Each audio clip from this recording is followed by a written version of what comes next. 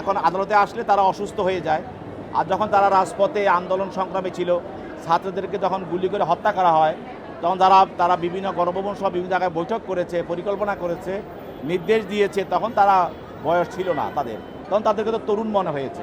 আর আদালত আসার পর তারা বয়স হয়ে যায়। সাধারণত সবসময় আসলে যেটা বলে থাকে, তারা কোনো সঙ্গে জড়িত না, তারা এখন আওয়ামী লীগ করে না, আওয়ামী লীগ করতো না, তারা বয়স্ক, এই ধরনের যুক্তি তুলে ধরে এবং তারা জড়িত না। এগুলি তো তদন্তকালীন সময় এগুলি বলার কোনো কারণ নাই। এবং আরেকটি মামলায় ইঞ্জিনিয়ার মোশাররফ এবং বাবুল সাকারি, তাদের বিরুদ্ধে 10 দিনের রিমান্ড প্রার্থনা করা হয়, তাদের বিরুদ্ধে 3 দিন রিমান্ড মঞ্জুর করা হয়। আর যাদের বিরুদ্ধে রিমান্ড মঞ্জুর করা হয় তাদেরকে জিজ্ঞাসাবাদ করার জন্য তদন্তকারী কর্মকর্তার হাতে হেফাজতে প্রদান করা হয়। আর বাকি যাদেরকে রিমান্ড চাওয়া হয় নাই, শুধু গ্রেপ্তার দেখানো হয়, তাদেরকে সিডব্লিউ বলে আদালত জেল হাজতে প্রেরণ করেন। আর আশেপাশে সেটা তো বলবেই, আমরা বলেছি।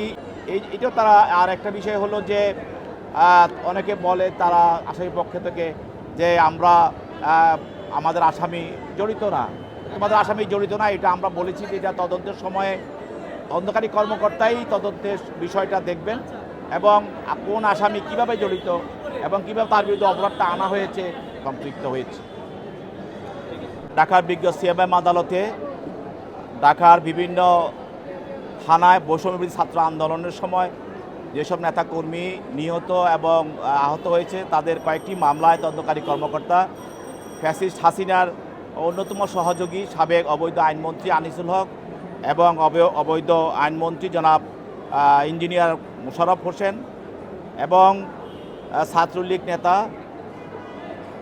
মাইন হাসান সাজিব এবং বাবুল সাকারি সহ বিতর্কিত আইনজীবী ব্যারিস্টার তুহিন আফরোজ, তাকে বিজ্ঞ আদালতে উপস্থাপন করা হয়। এবং বিভিন্ন মামলায় তাদেরকে যেহেতু অনেকে এজাহারনামী আসামি এবং সাসপেক্টেড আসামি, সেই মর্মে তাদেরকে তদন্তকারী কর্মকর্তা গ্রেপ্তার দেখানোর জন্য প্রার্থনা করে। বিজ্ঞ আদালত তাদেরকে গ্রেপ্তার দেখান এবং তার মধ্যে একটি মামলায় আনিসুল সাহেবের বিরুদ্ধে 10 দিনের রিমান্ড প্রার্থনা করা হয়। সেটাও একটি হত্যা মামলা।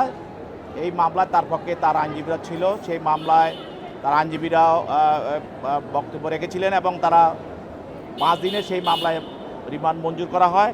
এবং আরেকটি মামলা সূর্য সেন হলে, ঢাকা বিশ্ববিদ্যালয়ে সূর্য সেন হলের প্রশিক্ষণ সম্পাদক, তার বিরুদ্ধে 10 দিন রিমান্ড প্রার্থনা করা হয়, সেখানে 3 দিন রিমান্ড মঞ্জুর করা হয়।